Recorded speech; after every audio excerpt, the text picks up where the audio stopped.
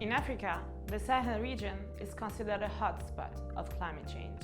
What this means is that the temperatures have been rising steadily for the past several years, with changes in rainfall patterns and an increased intensity of droughts. Besides the impacts of climate change, the region is also characterized by varied social, economical, and political dynamics. First, the socio-economical context is characterized by a high population growth rate and a high dependency of population on agriculture. Then, the political context is characterized by a lack of governance, a rise of extremism, and the marginalization of some social groups.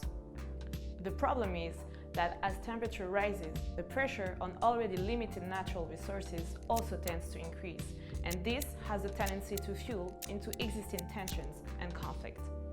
This dynamic is illustrated through the current conflict occurring between farmers and herders around the Lake Chad.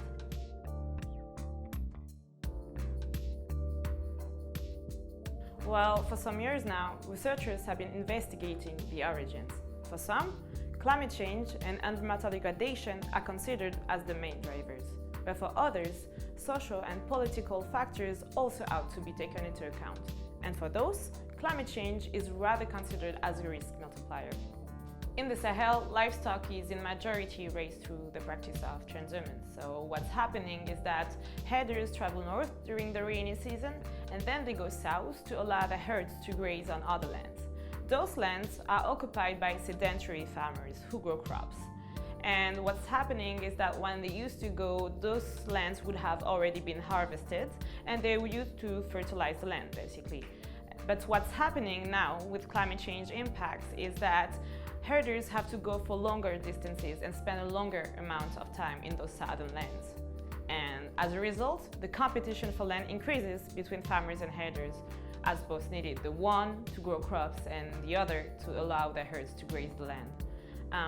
So if you mix this with the social, political, economical dynamics I described earlier, well, yes, there's a tendency for an escalation of tensions into conflict, and this is what actually is happening now.